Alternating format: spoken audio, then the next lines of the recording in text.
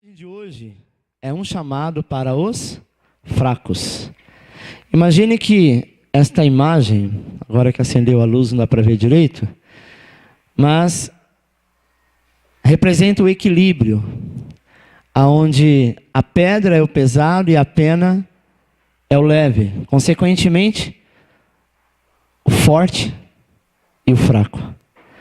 Mas você percebe que por esta imagem, ambos estão nivelados. Porque na visão de Deus, o forte não é aquele que sempre está mais forte ou sempre está por cima. Segundo Coríntios 12:9 diz assim: então ele me disse, a minha graça te basta. Porque o poder se aperfeiçoa na fraqueza. De boa vontade, pois, mas me gloriarei nas fraquezas, para que sobre mim repouse o poder de Cristo. Pelo que sinto prazer nas fraquezas, nas injúrias, nas necessidades, nas perseguições, nas angústias, e por amor de Cristo. Porquanto quando sou fraco, então é que sou forte. Nós aprendemos, amado, que a fraqueza nem sempre, no âmbito espiritual, ela é algo tão ruim. Porque no momento que você está fraco, quem fala isso é o apóstolo Paulo, sabe? No momento que você está fraco, você entende que você está fraco. Em outras palavras, você diz assim: eu preciso de socorro, e o meu socorro vem do Senhor. O pensamento que o mundo ensina é que nós devemos ser fortes. Sempre você tem que ser forte. O mundo te ensina, muitas vezes, a ser individualista, sabe? Ser autossuficiente. Te ensina a ser o mais forte. Te ensina a ser o melhor, o mais correto. Mas qual é o seu padrão? Qual é o seu padrão de homem bem-sucedido? Será que foi o mais forte? O mais correto? Qual é o seu padrão de homem ou mulher abençoado? É aquele que está sempre bem e nunca teve um momento de fraqueza? Sabe, irmãos? O pensamento humanista tem como princípio exaltar o homem. E talvez desde a sua infância, desde criança, nós aprendemos de formas camufladas esses valores. Essa semana, assistindo uma reportagem, eu vi uma psicóloga, e ela estava falando de um artigo que dizia acerca dos piores elogios que uma pessoa, que um pai, uma mãe pode dar para os seus filhos. Dentre eles, ele diz assim: você é a criança mais linda que existe. Eu não coloquei ponto 1, ponto 2, então preste atenção aí que às vezes a gente vai estar falando, tá bom? Você já ouviu o pai falar para a criança: você é a criança mais linda que existe? E ela cresce com aquilo na mente, que ela é a criança mais linda que existe. Isso, de certa forma, traz para o seu interior uma certa soberba, uma certa segurança. Mas também uma certa soberba. Pastor, eu não posso falar que meu filho é lindo. Sim, mas não estimular que ele é o mais lindo. Se ele é o mais lindo, os outros estão abaixo dele. Você está entendendo que por muitas vezes nós estamos criando nas pessoas? Outras vezes é dizer parabéns, parabéns, parabéns. Ele sempre vai se deparar com uma situação de autoajuda. Você é muito inteligente, você é o melhor. Alguns momentos nós até podemos dizer isso, mas não podemos implantar isso na cabeça dos nossos filhos, porque um dia eles vão se deparar com a realidade. Quem sabe a história de Buda sabe que ele foi um homem que viveu isso. Ele nunca ouviu a palavra não. Ele nunca ouviu nada que fosse contrário daquilo que ele via no reino. Ele não via pobreza no reino, ele não via deficiência no reino, ele não via pessoas feias no reino. Ele não via nada daquilo que é contrário, que os seus pais queriam plantar nele, como um rei que fosse cheio de todas as coisas. Um dia ele sai do reino e ele se depara com tudo aquilo que ele nunca ouviu, nunca viu e nunca ouviu dizer. Nós devemos preparar os nossos filhos, são pessoas a quem nós amamos, para viver uma realidade dura tão quanto ela é. Porque quando nós implantamos essas mentiras, nós estamos dizendo o seguinte: você não precisa de Deus, porque você já é o melhor. Você é o mais correto, o mais bonito. E ele sempre vai andar de cabeça erguida. Mas a condição aqui não é andar de cabeça erguida, mas é andar sobre os outros, acima de todas as coisas. Sabe, irmãos, eu não quero entrar aqui no mérito ou na análise desse elogio. Mas eu quero mostrar o quanto o mundo doutrina as pessoas com essa mentalidade. Sabe? Acontece que o mundo e todo esse pensamento humanista é contrário à vontade de Deus. É contrário ao que a palavra de Deus diz. E nós precisamos ter revelação, amado, da palavra. Para quê? Para que nós possamos experimentar uma transformação em nossos conceitos, em nossos valores. Quando eu entendo que a palavra de Deus é estar extremamente sobre a vontade do Senhor, todos esses conceitos mudam. Romanos capítulo 12, versículo 2 diz assim: e não sede conformado com este mundo, mas sede transformado pela renovação do vosso entendimento, para que experimentais qual seja a boa, agradável e perfeita vontade de Deus. É engraçado que Jesus vai contra isso. Ele fala: no mundo tereis aflições.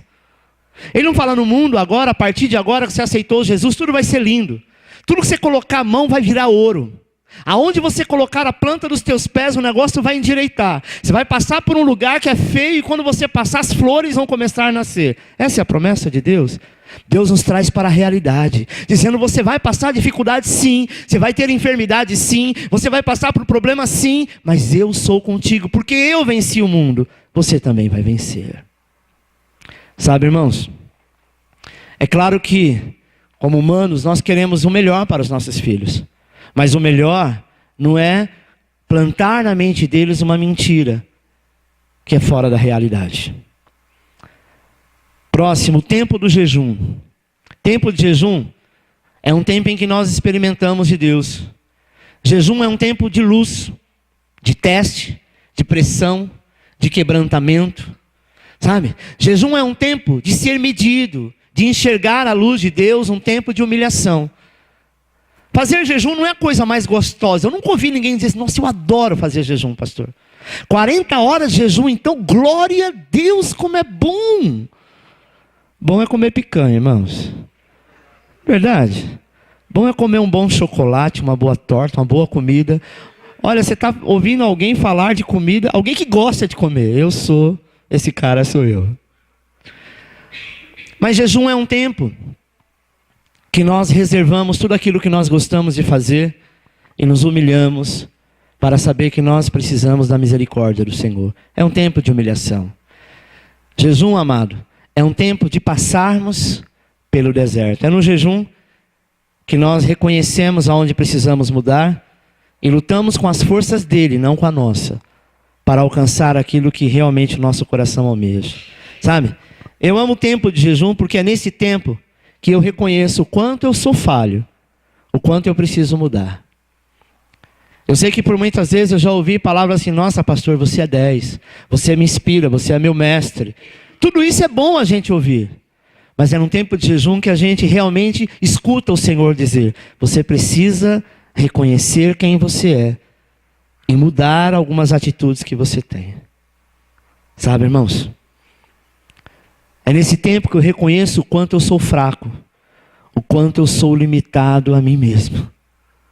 O quanto muitas vezes eu quero me defender, e quando eu falo eu estou falando eu, você, todos nós. Sabe, o quanto deixamos de comer e até ficamos aparentemente fracos, porque são muitas horas, mas sensivelmente ficamos sensibilizados espiritualmente. E aí então nós percebemos o quanto nós necessitamos do Senhor. Se você é daquela pessoa que ouviu a vida inteira: você é forte, você é o melhor, você é bom pra caramba, tudo que você faz é perfeito, você nunca vai chegar à conclusão que você precisa jejuar para ouvir a voz de Deus, porque você já acha que você é o cara. Sabe, irmãos? O reino de Deus, na verdade, ele é cheio de paradoxos. Quanto mais você se esvazia, mais você é cheio. Quanto mais você dá, mais você recebe. Quanto mais fundo você chega, mais alto Deus te coloca. Acompanhe no quadro. O reino de Deus, no reino de Deus, os fracos diante do Senhor é que são fortes. Porque no momento que você declara que você está fraco, entra o poder e a ação de Deus na tua vida. Alguém vai te ajudar se você não pedir? Se alguém tentar te ajudar, você fala: não, pode deixar que eu consigo. Você está ali morrendo. O cara está vendo que você está precisando. Você fala: não, está tudo bem. Alguém vai tirar da tua mão e vai insistir? Fala, não, se você acha que está bom, eu estou vendo que você não está conseguindo, mas você acha que está bom, então continua. O reino de Deus, amados, são para os fracos diante do Senhor, porque é no momento que você confessa a tua fraqueza, que a fortaleza do Senhor se estabelece na tua vida. Próximo, a geração dos fortes que são fracos. De repente você vai entender, o pastor está invertendo as coisas. A geração dos fortes que são fracos sabe por quê? Essa é a mentalidade do mundo, que acaba gerando pessoas que não conhecem a graça de Deus. Eles acham que são fortes, eles acham que pode carregar um peso, mas na verdade não consegue nada. Quando nós reconhecemos a nossa fraqueza, nós reconhecemos o quanto somos limitados e o quanto precisamos do Senhor. Sabe, amado, quem não conhece a graça é fraco. Acompanhe comigo. Talvez você foi uma criança que cresceu cercada desses elogios. Sempre ouviu, esse menino é muito inteligente. Esse menino vai ser um sucesso. Você tem que ser o melhor. Sabe, irmão, eu não penso que ninguém que disse isso, disse por mal. Que o pai ou a mãe que falou isso para os filhos, tentou implantar nele uma fraqueza. Mas de certa forma colocou um peso nessa criança, que ele não pode mais carregar. Ele sempre vai ouvir, não, minha mãe disse que eu não posso fraquejar. Minha mãe disse que eu tenho que cuidar do meu irmãozinho, porque eu sou responsável por ele. Olha o peso que você coloca nessa criança. E um dia ela vai ficar com esse peso, e esse peso vai deixá-la cada vez mais forte na sua fraqueza. Sabe por quê? Porque você vai estar a vida inteira debaixo de um jugo, desse peso, que sempre tem que ser o melhor. Não criticando, mas tem aqueles que falam assim, filho, eu pago muito caro a tua escola, e a menor nota que eu exijo que você tire é 9. Se você vier com menos do que isso, você não é meu filho, porque eu criei um filho para ser o melhor. Imagina um dia que ele tiver uma dificuldade numa matéria. Imagine as noites de sono que ele vai passar, porque ele não consegue dormir, porque ele não conseguiu aprender, e ele sabe que ele vai tomar bomba. E como que eu vou chegar para minha mãe, que sempre me viu como o melhor, sempre me viu como forte, e agora eu estou fraco? Sabe, irmãos, a melhor coisa é saber que nós temos uma certa fraqueza, e que não precisamos ter vergonha de dizer, porque quando nós confessamos, Deus nos abraça e anda conosco de mãos dadas. Talvez você que está aqui cresceu, sabe? Também debaixo desse jugo, desse peso. Ter que ser o melhor. Sempre ter que responder à expectativa dos outros. Sempre ter que ser o mais forte. Aqueles pais que dizem para o filho, homem que é homem não chora.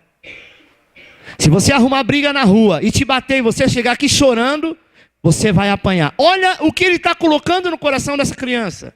Nunca perdoa. Se te der um tapa, dê 2. Nós precisamos mudar esses conceitos. Porque os nossos filhos, eu falo filhos em todos os sentidos, não só filhos materiais e sangue, mas filhos espirituais. Eles precisam saber que na fraqueza deles, é você que ele tem que correr atrás, porque você vai estar pronto para abençoá-lo. Não para dizer, poxa, você é fraco, você é um derrotado. É dizer, você é forte, porque você teve força de confessar a sua fraqueza. Sabe, irmãos, quantas pessoas não são livres nem para chorar, porque não pode chorar. Aprendeu que não pode chorar, que quem chora são fracos. Quantos talvez vivem uma vida de mentira, pois têm medo de serem rejeitados ao assumir a verdade. Você sabe por que uma pessoa é mentirosa? Não é porque ela optou, a partir de agora eu recebo um dom, vou mentir. Ela é mentirosa porque em algum momento da vida dela, ela foi cobrada. Havia uma expectativa muito grande sobre esta criança, e ele então teve que mentir, porque ele mentindo, ele se esconde da sua fraqueza. E aí começa a ter visões, começa a ter revelações. Sabe, irmão, nós vivemos uma geração de machões. Machão que não consegue dominar a sua própria casa. Na verdade, são os bananas que se acham fortes. Sabe? que não tem coragem de liderar a sua casa, a sua esposa. Vivemos uma geração mais vaidosa e cosmética. É aquela geração que estão insatisfeita consigo mesma. Nunca está bom. Pergunta para você que você tem nada, mas por que você está assim? Não sei. Porque não está bom. Porque sempre as suas expectativas elas não são supridas. Sempre as suas expectativas nunca são alcançadas, porque você quer mais. Você foi criado para ter mais. Sabe um erro que por muitas vezes cometemos? Cometemos porque eu também sou pai. Eu acredito que alguma vez eu também tenha feito isso. É você olhar o que o outro tem e de certa forma criticar porque o outro tem. Dizendo assim, não sei não. Vai saber se foi de forma lícita que essa pessoa tem isso. Porque para calar a boca do teu filho que diz assim, pai, o Joãozinho, o filho do seu Manuel, ele tem um videogame de última geração. Mas ele trabalha na mesma empresa que você, ganha o mesmo que você. Por que ele tem e eu não? Não é muito mais fácil falar para o filho da sua fraqueza, da tua dívida, das coisas que você tem a propósito? Mas dizer, filho, nós vamos conseguir junto. Ou então Deus vai nos abençoar. Não é criticando o outro que a gente consegue apagar os nossos erros. Porque nós vamos criar pessoas assim. Pessoas totalmente insatisfeitas consigo mesmo. E quando ela não conseguir nada, a culpa sempre será de alguém. Sabe, irmãos? Forte é aquele que reconhece o seu erro. E sabe que ele pode mudar a qualquer momento. Porque ele deseja mudar. Sabe, vivemos uma geração onde muitas vezes o ter sobrepõe o ser. O que eu tenho vale muito mais do que o que eu sou. Tem até um ditado no mundo que diz que a pessoa vale o quanto pesa. Misericórdia. Dependendo da sua posição ou da sua classe social, ali está o seu valor. Não é verdade? Quantas vezes você sente vontade, talvez, de se esconder, fugir quando você erra? Quantas vezes você tem que sustentar uma vida que é irreal? A pior coisa é quem vive de ostentação. A pior coisa são pessoas que vivem de uma mentira. Pregam no Facebook uma verdade que não é verdade. Sabe? Postam fotos com um carro alugado dizendo que é seu. Por quê? Porque o ego dela diz assim, você tem que ser melhor do que seus amigos. Usa um programa que faz uma plástica no rosto e publica. Acabei de fazer uma plástica. Você não conhece ninguém assim, né? Que prega uma coisa que não vive. Aí você fala, nossa, essa pessoa deve ser um perturbado, endemoniado, sabe? Arrogante, prepotente. Não. Esse, na verdade, é o fraco. Que se esconde atrás de uma mentira para mostrar uma fortaleza. Mas o mais fraco foi aquele que ensinou, ou que apoiou essa pessoa. Sabe qual é o verdadeiro amigo? Nós falamos muito de amizade na quinta-feira. Quinta ou foi domingo? Foi domingo, né? Domingo. Sabe por quê, amado? O verdadeiro amigo é aquele que confronta, dizendo, rapaz, você está errado. Você não está vendo que é mentira isso? A melhor coisa é quando você não tem nada, mas você anda de cabeça erguida. Do que você sempre está mentindo, procurando uma justificativa para sustentar um erro que você plantou lá atrás. E você sabe que a mentira, você sempre que é confrontado, a mentira ela sempre tem uma notícia nova, ou melhor, uma resposta nova. Se você perguntar para mim, como que eu comprei essa bateria, e se eu falar a verdade, daqui 10 anos você me perguntar, a verdade é verdade e é eterna. Eu vou falar com as mesmas palavras. Mas se eu mentir alguma coisa, quando você me perguntar, além daquela frase vai ter mais uma, ou vai faltar alguma coisa, e cada vez que alguém perguntar, a mentira a gente não lembra, porque ela não é verdade. A verdade ela fica marcada, a mentira não. Mas eu poderia dizer, não, eu paguei tanto. Essa é a melhor. Essa aqui não tem igual no Brasil. Não tem pessoas assim? Não, isso aqui, sabe? Essa bateria, olha, eu vou te contar a história dela. Ela era do primeiro baterista dos Rolling Stones. Uau! sabe? Que foi emprestado para os Beatles. E aí estava na casa de alguém, sabe? Não é bonito uma história assim? Mas não é verdade, irmão. A bateria, ela passa a valer muito mais por causa de uma história que não é real. São pessoas que querem se esconder atrás de algo que não é real, uma falsa aparência. E o que é a falsa aparência? Ela se torna falsa aparência porque o mundo te ensinou que você tem que ser forte. Próximo. O forte, ele é cheio de si. É como esta imagem. Uma maçã comida, só está o caroço. Apaga um pouquinho essa luz aqui, só o pessoal ver. Vai lá, Sandro, só para dar uma... Eu achei muito interessante essa imagem. Depois pode voltar. Olha que interessante. É uma maçã já que foi comida, mas quando ela se olha no espelho, pode acender, ela se enxerga de que maneira? Bonita, cheia. Tem gente que é assim, amado, não tem onde cair morto. Mas é muito cheio de si. Sabe, amado, o primeiro problema de sermos fortes em nós é que nós sempre seremos pessoas cheias de justiça própria. Quem é cheio de justiça é vazio da graça. Paulo diz assim que ele não tinha nada, mas ele tinha tudo, porque o que ele mais tinha era Cristo. Ele não se preocupava de ser o apóstolo mais conhecido, mas ele se tornou, porque ele sozinho pregou para 80% do mundo na época. Sabe? E os momentos que ele mais falou de alegria foram os momentos que ele estava preso.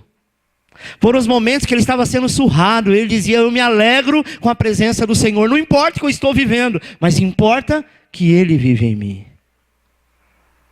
Sabe, irmão, talvez você chegar no meio da sociedade onde você convive, onde você trabalha, e fala: eu não tenho nada, mas eu tenho Cristo. Alguém vai torcer o nariz para você. Fala: coitado. Eles não sabem a quem nós temos e o que Ele realmente é. Porque de uma coisa nós temos certeza: quando nós fecharmos os olhos aqui, se alguém não colocar uma roupa em você, nem a roupa que você tem você leva. Nem o que você acabou de comer você leva, fica tudo aqui. A única coisa que você leva é se você tem ou não a comunhão com o mais forte de todos. Sabe, irmãos? Pessoas que aprendem desde criança a ser os melhores, a ser o máximo, vão ter uma imensa dificuldade de perder. Não sei se vocês lembram de uma época de um rapaz americano. Ele era um nerd muito inteligente, uma pessoa muito bem conceituada na escola. Teve 2 casos. Tinha um que era rejeitado, tinha um que ele era bem visto, tal. Que ele pegou, acho que uma espingarda, não sei, um rifle, entrou na escola e matou vários. Um caso foi daqueles que ele sofria bullying. E o outro ninguém sabia por quê. Ele entra na escola e mata uma série de pessoas que eram justamente amigos. Por quê? Descobre-se depois que ele era uma pessoa que era muito cobrado. Ele não podia errar, ele tinha que ter a melhor nota. Sabe por quê? Porque plantaram isso nele, ele transmitiu isso para as pessoas que estavam ao lado dele, e todos consequentemente, porque supostamente aquilo te agradava, e aí por sua vez o que ele faz? Um dia ele fica cansado de tudo aquilo. Porque é um peso que nós não podemos carregar. Sabe, irmãos? Se você é alguém que tem dificuldade de reconhecer que existem pessoas que são melhores do que você, é sobre ti que nós estamos falando. Se você está sempre querendo convencer as pessoas, quando não se convence nem a si mesmo. Você quer reconhecer um fraco? É que ele não reconhece o teu erro. Ele fala: não, eu errei porque o Renan falou isso. Porque senão eu não ia errar sozinho. Nós temos essa justiça própria, infelizmente natural. Mas tem pessoas que vivem isso. Que vivem se justificando, culpando alguém, sabe, para justificar o teu erro. Quem quiser preservar a sua vida, perdê-la-á. E quem a perder, de fato a salvará. Isso diz em Lucas 17:33. Qualquer que procurar salvar a sua vida, perdê-la-á. E qualquer que a perder, salvá-la-á. Amado, eu não estou preocupado com o que o mundo pensa de mim. Eu estou preocupado que o mundo veja em mim Cristo. Isso me basta. Pastor, mas tem pastores ricos e você não é rico. Pastor, tem pastores que são muito mais inteligentes do que você. Pastor, tem pastores muito mais bonitos. Aí não. Aí mexeu com o ego. Sabe, sempre tem alguém melhor do que você em várias áreas. Me chamem de tudo, mas não me chamem de baixinho. Uma coisa, amado, que eu sou liberto. Isso fazem alguns anos, porque há muitos anos atrás eu tinha um complexo de inferioridade muito grande. Hoje se fala de bullying, né? Eu sei o que é bullying. Sofri muito bullying na escola. De todos os aspectos. Mesmo depois da minha conversão, eu usava cavanhaque, já falei sobre isso. Porque eu tenho um maxilar, vocês não percebem, mas ele é um pouco saltado. Olha que isso vai ferir a alma de novo. Eu usava.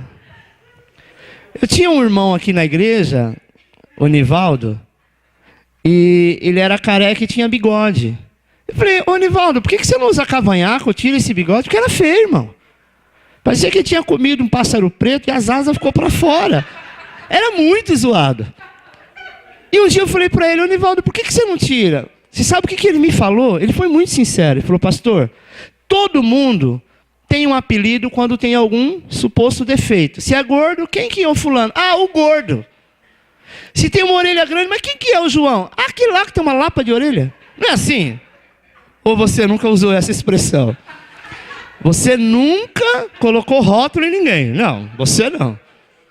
Aí eu falei, mas o que tem a ver? Ele falou assim, olha, eu sou conhecido como bigode. Eu falei, e? Ele falou, melhor do que ser conhecido como careca.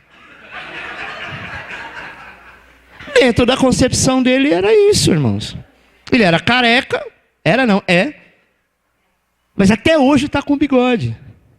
E eu confesso que eu fui liberto disso quando eu passei pelo meu primeiro encontro. Eu soube quanto eu fui amado de Deus. Então não era ter o maxilar, o dente torto, ser baixinho, barrigudo. Que eu tinha todas essas classificações.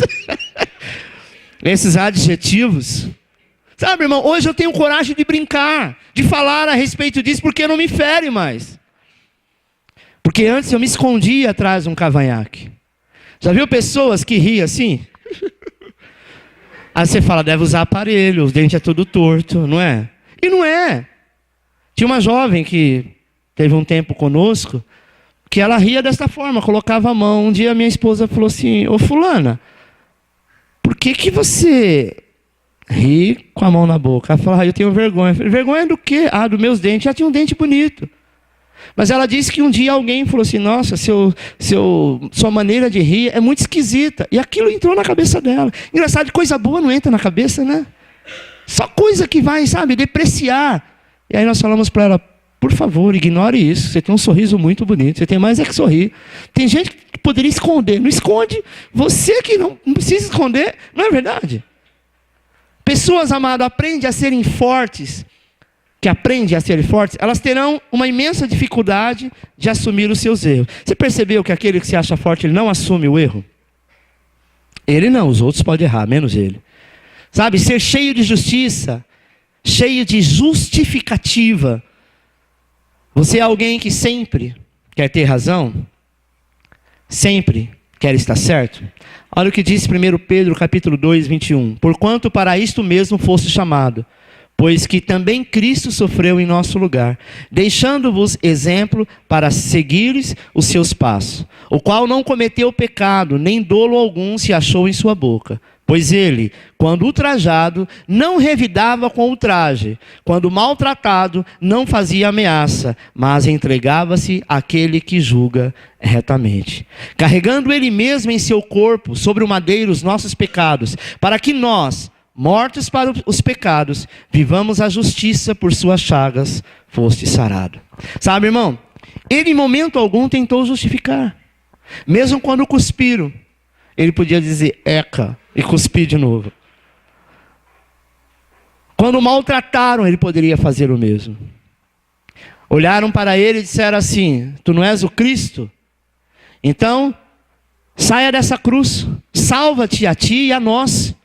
Esse foi um dos ladrões que foram crucificados com ele. O outro, porém, que era o forte da situação, repreendeu esse primeiro ladrão e disse assim: rapaz, nós estamos aqui pagando um pecado que nós cometemos, um crime que nós cometemos, e ele que nada fez. Ele está aqui pagando por algo que não é dele. E aí na sua força, sua verdadeira força, ele se humilhou e disse: mestre, quando entrares no teu reino, lembra-te de mim. Jesus, ele poderia ter revidado o primeiro ladrão, quando xingou, quando falou. Talvez poderia dizer: cala a boca, seu nóia. Você está aqui porque você vai para o inferno. Não é verdade? Se Jesus falasse isso, ele, de alguma forma, ele estaria errado? Não, porque ele realmente era isso. Mas revidar, amado, não é a chave da justiça. A chave da justiça é você olhar para alguém com um olhar de misericórdia, como Jesus teve daquele ladrão. Este, com certeza, se não foi, será o primeiro a entrar no paraíso. Jesus olha para ele e diz assim: hoje mesmo estarás comigo no paraíso. Mas ele não pediu para ir para o reino? Sim ou não? E por que Jesus não disse que ele iria para o reino? Porque paraíso é salvação, é vida eterna, é para aqueles que aceitam Jesus. Reino é para aqueles que fazem a obra dele na terra. Então uma pessoa que morre, na hora da morte ela aceita Jesus e ali ela morreu, ela vai para o paraíso, ela vai para o céu. Mas para o reino, que é algo muito além, é só para aqueles que vão reinar com Cristo, é para aqueles que têm obras na terra, é para aqueles que se fazem fracos, que não têm vergonha de ser fraco, para que a força de Cristo se renove nele. Acompanhe no quadro. Pessoas que aprenderam a serem fortes terão uma imensa dificuldade de se arrependerem de seus pecados ou assumir as suas falhas. Você é alguém que, quando se vê ameaçado, ataca pessoas? Você é alguém que, quando está errado, acusa outras pessoas pelo teu erro? Romanos 14:10 diz assim: tu, porém, por que julgas teu irmão? E tu, por que despreza o teu? Pois todos compareceremos perante o tribunal de Deus. Como está escrito: por minha vida, diz o Senhor, diante de mim se dobrará todo o joelho e toda língua dará louvores a Deus. Assim, pois, cada um de nós dará conta de si mesmo a Deus. Não nos julguemos mais uns aos outros, pelo contrário, tomai o propósito de não pôr tropeço ao escândalo do vosso irmão. Porque importa que todos nós compareceremos perante o tribunal de Cristo, para que cada um receba segundo o bem ou mal que tiver feito por meio do corpo. Sabe, amado, pessoas que aprenderam a ser justa, não vivem debaixo da reputação da aprovação dos homens. Se eu sou justo, eu não preciso ser justificado pelos homens. Eu sou justo porque eu fui justificado em Cristo. Amém? Eu não preciso ter medo. Vão ser refém, talvez, da opinião de outras pessoas, porque não aprendeu que a verdadeira justiça é Cristo. João 5,41 diz assim: eu não aceito glória que vem dos homens. Como podeis crer vós, os que aceitais glória uns dos outros, e contudo não procurais a glória que vem do Deus único, ou do único Deus? Sabe, amados, é muito bom receber aplausos. É muito bom ser abraçado e ouvir parabéns. É gostoso, isso, sabe? Isso alimenta o nosso ego. Isso alegra a nossa alma. Mas quando você fizer algo para Deus, queira receber dele, não aqui. Porque aquilo que nós recebemos aqui você já recebeu o seu galardão. Se você estiver preocupado em fazer alguma coisa para que alguém veja, e alguém viu e reconheceu, o seu galardão já foi pago. Amém? Próximo, o reino de Deus é para os quebrantados. Tiago 4,6 diz que Deus resiste ao soberbo, mas dá graça aos humildes. Vamos lá, o que é soberbo? Aquele que se coloca acima dos outros, que se eleva, que supervaloriza seus próprios méritos ou despreza os que os outros fazem. Humilde são aqueles que não se levantam muito do chão, que se submete à servidão. Humilde é aquele que submete à servidão, ser servo de alguém. Humilde não é o pobre. Tem gente que fala assim, nossa, fulano é tão humilde. Tem duas situações para a palavra humilde. Humilde no sentido de, ele não tem muitos recursos, é humilde, mas a verdadeira palavra humilde quer dizer aquele que se põe para ser servo, aquele que sempre está pronto para estender as mãos para ajudar, mesmo que ninguém te ajudou. Temos que tomar cuidado com algumas frases que são pessoas que postam no Facebook, no status. Sabe, ainda algumas frases gospel. Quem te viu passar na peleja e não te ajudou, vai ter que aplaudir, alguma coisa assim, né? Quando você estiver lá em cima, sabe? Fala do inimigo, em vez de falar do inimigo das nossas almas, fala do inimigo que é o inimigo, o seu irmão. O seu irmão nunca foi teu inimigo. Mesmo que ele te roubou, ele tentou te matar, ele não é teu inimigo. A Bíblia diz que ele pode ser teu irmão. E um dia, se ele se converter, é com ele que você vai andar lá no céu. Você matou minha mãe. Não foi ele, mas aquilo que estava nele. E naquele dia, todas essas mágoas, marcas ficarão para trás. E nós nos alegraremos apenas com um só, com aquele que vive e reina para sempre. Salmos 51, versículo 16, assim: pois não te comprases em sacrifício, do contrário eu te o daria. E não te agradas de holocaustos. Sacrifícios agradáveis a Deus são o espírito quebrantado, coração contrito não desprezará, ó Deus.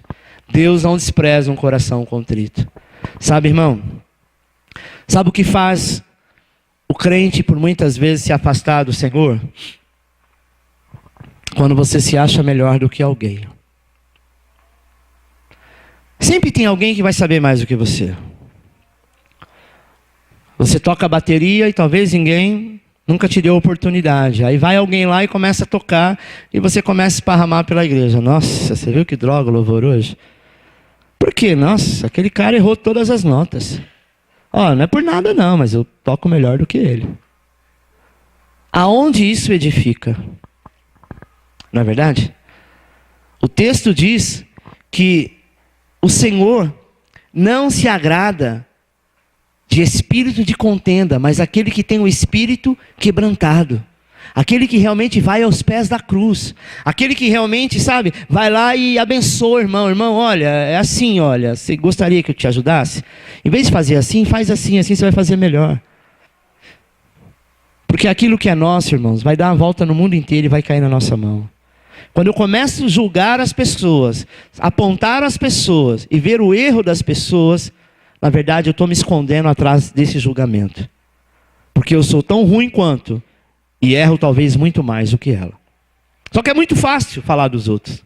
É muito fácil juntar uma turminha, sabe, aquela turminha que me agrada, que faz parte do meu convívio, e eu ouvi dizer, não, você está certo, Alexandre, é isso mesmo. Você tem uma visão, vejo que tu és profeta. Sabe?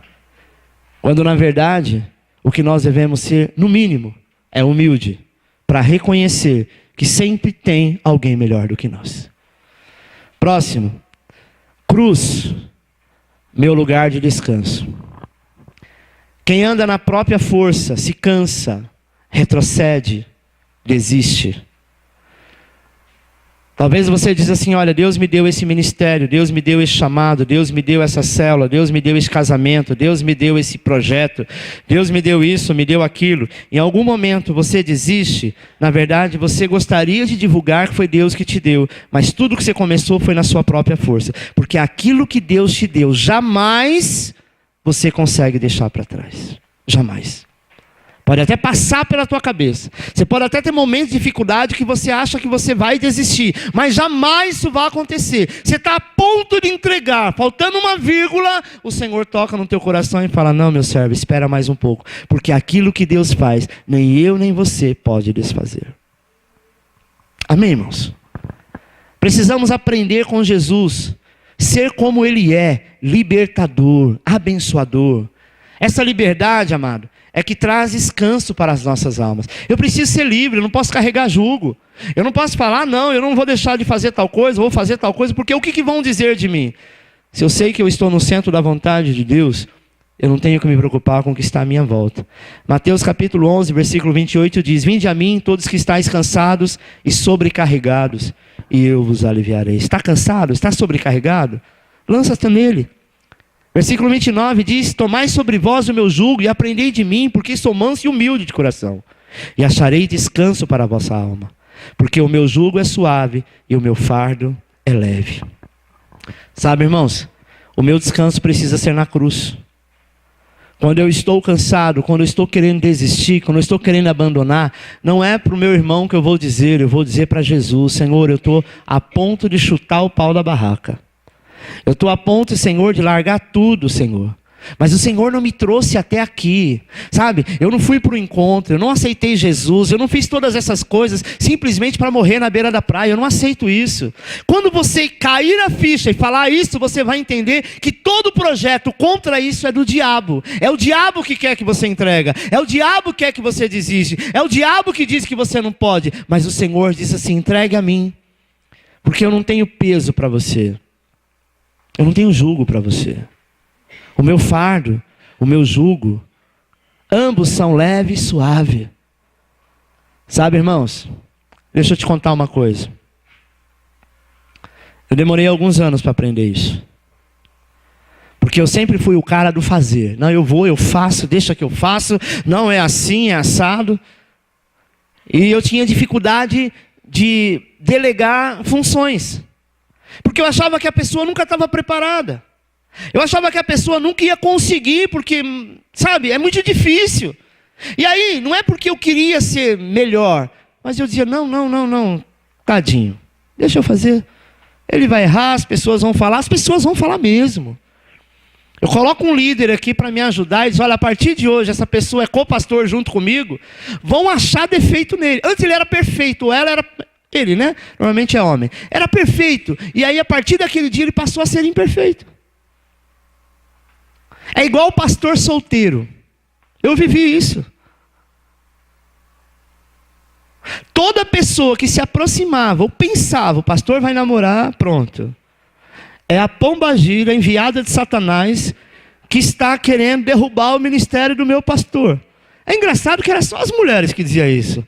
Os homens não. Não é verdade, irmão? O líder jovem, se ele fala que ele vai fazer uma corte, alguém começa agora. Antes, essa pessoa não era nem vista, mas agora ela passou a ser o alvo, né? Ou a líder, ou o líder. A sua corte já não é mais aquela pessoa tão espiritual como deveria ser. Sabe por quê? Porque nós temos a tendência de julgar. Nós temos a tendência de querer ajudar. E como eu disse a respeito da minha fraqueza, eu tinha dificuldade de delegar, porque eu achava que as pessoas não dariam conta. Não iria conseguir. E aí, para mim, a obra começou a se tornar pesada.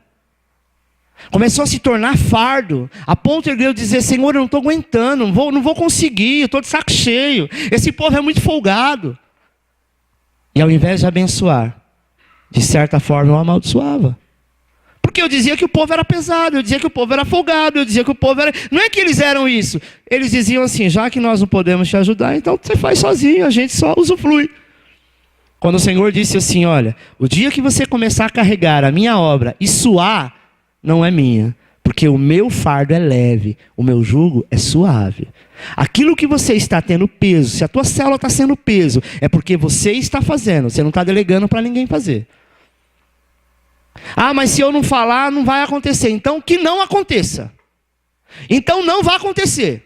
Ah, pastor, eu marquei um evento ponte e não foi ninguém. Então, chega lá, vai você, faz a tua parte, o A e o B que não foi. Você vai dizer: olha, você não foi. E por sua culpa, aconteceu isso. Mas a próxima vez eu ainda conto contigo. Porque eu acredito que a partir de agora você aprendeu. Não é jogando fora, mas é mostrando para a pessoa aquilo que ela deixou de fazer. Ah, não, eu não vou pagar este mico. Esse é o problema. Às vezes nós não queremos pagar mico. Nós queremos assumir. Entramos na frente, damos um jeito. Pode deixar que eu faço. Eu ouvi muito tempo assim: olha, vamos fazer tal coisa. Ah, para mim não dá, mas você vai ver. Pode deixar, pastor vai dar um jeito. Foi o tempo que eu dava jeito. Ou é 8 ou 80. Ou é correto ou é errado. Esse negócio de dar jeitinho, isso é coisa de brasileiro. E normalmente o jeitinho é naquilo que está errado, sabe? Não, o pastor não vai me deixar para trás, ele vai dar um jeitinho, acabou. Porque eu não quero que o meu irmão seja peso. A Bíblia diz que nós não devemos ser peso para o irmão. A Bíblia diz assim, se você vive na casa do teu irmão, eita Deus, e fica lá todo dia, cuidado, você está sendo peso para ele.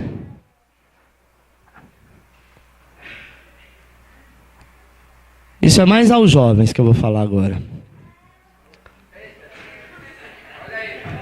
Principalmente casal. São casal de jovem. E aí vai o amigo ou a amiga. E ela fica até não sei que hora da madrugada na casa do casal. Esquece que está sendo peso. Um casal precisa estar livre, ter liberdade, ter privacidade. Uma família precisa conversar. Ela nunca consegue conversar, nem que seja um papo qualquer, sabe? Eu acho que o Brasil vai ganhar ou vai perder, porque tem um irmão lá que entra no meio.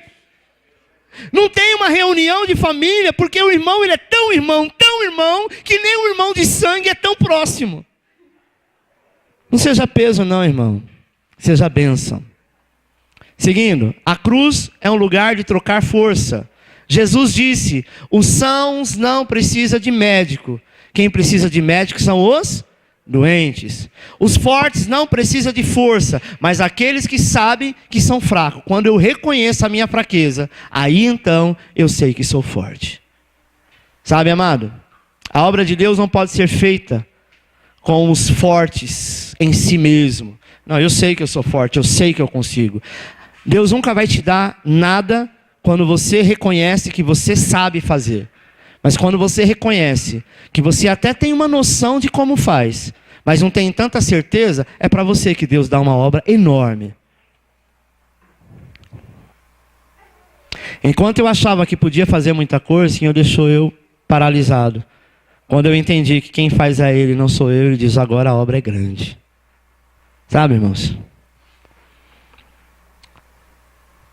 Porque a nossa força natural, ela sucumbirá. Ela vai fraquejar. Mas a força que vem dele te colocará de pé.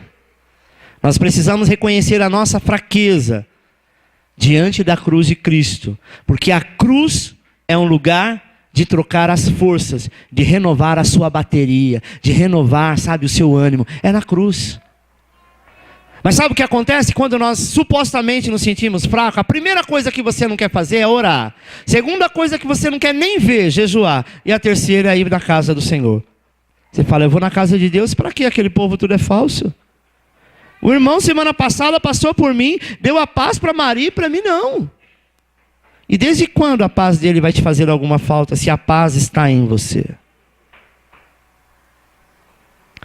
Você sabe quando eu falo shalom para alguém, ou se eu falo paz, ou paz do Senhor, ou graça e paz, eu não estou apenas desejando. Quando eu falo isso para a pessoa e a pessoa diz amém, essa graça, paz, shalom retorna para mim.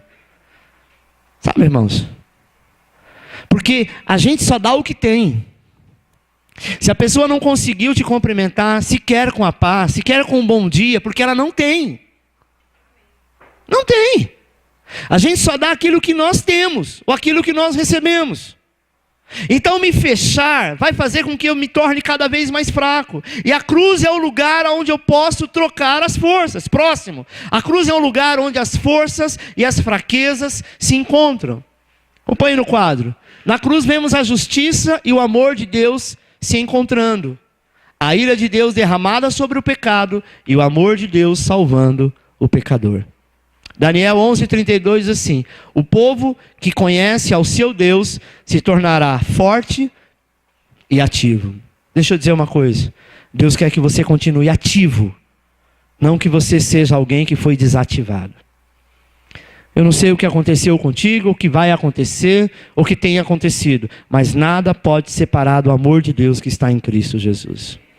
Pastor, eu não estou vindo na igreja, mas na minha casa eu coloco lá um programa gospel, eu vejo lá um vídeo. Amado, igreja é um lugar que o Senhor criou para que todos os irmãos entrem em união. Santa Ceia é a comunhão dos santos. É quando nós juntos reconhecemos e fazemos parte do corpo de Cristo, que você faz parte, se alinha ao corpo dele, que é a cabeça. E quando nós fazemos isso, o único que é abençoado, transformado pelo poder de Deus é você mesmo. Se o A, o B ou o C fizesse alguma diferença, nós poderíamos dizer, hoje não vai dar para ter Santa Ceia. Por quê? Porque está faltando 1, 2, 5, 10 ou 15 membros do corpo. Membro do corpo é aquele que se reúne e faz parte. Amém, irmão?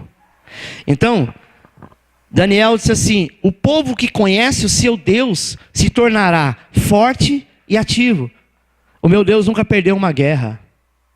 Eu sei que, por mais que eu venha perder alguma batalha, mas a guerra eu jamais perderei. Sabe, amado?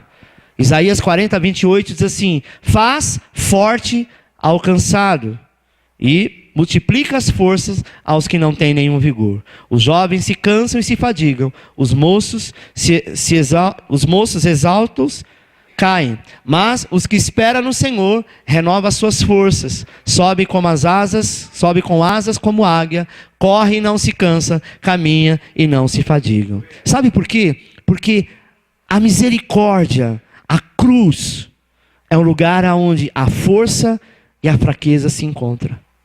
Quando eu estou forte, eu estou nele. Quando eu estou fraco, ele está em mim. Então se encontra, tudo na cruz.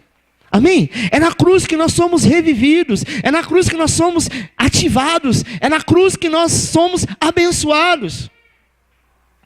Próximo, a graça de Deus é para os fracos. Segundo Coríntios 12, 9, diz, então ele me disse, a minha graça te basta, porque o poder se aperfeiçoa na fraqueza, de boa vontade, pois, mas me gloriarei nas fraquezas, para que sobre mim repouse o poder de Cristo.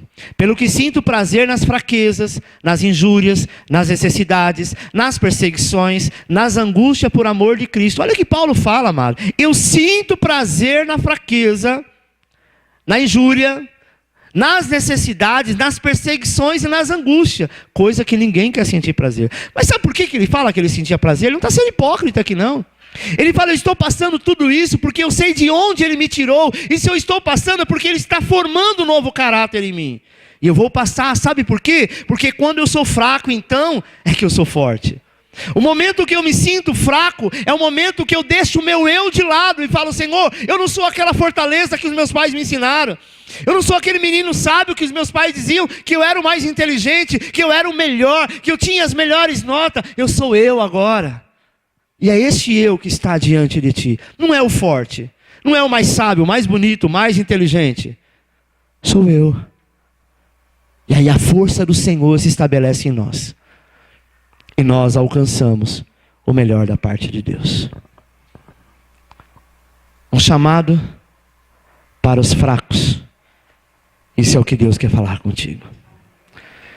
Se você se sentiu fraco, se sente, em algum momento você pode sentir, saiba que você não é aquele que alguém rejeitou, ou Deus rejeitou, mas Ele está colocando a sua natureza em você.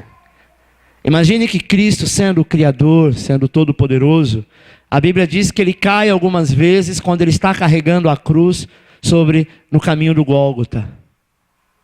Em um determinado momento, é separado alguém para ajudá-lo a carregar a cruz. Talvez você fale, uau, nunca parei para pensar nisso. Mas se ele é tão forte assim, por que ele estava fraco? Porque toda a sua força, ele se esvaziou. Ele disse ao Pai, se possível, afasta de mim esse cálice, se não, que eu beba. Sabe, irmão, a fraqueza de Cristo é a nossa fortaleza. E sabe como ele foi forte e venceu? Quando ele chegou na cruz e disse, está consumado. Ele usou uma palavra em hebraico que quer dizer tetelestai. Está consumado. Está pago. A partir de agora eles não devem mais nada, porque eu paguei o preço.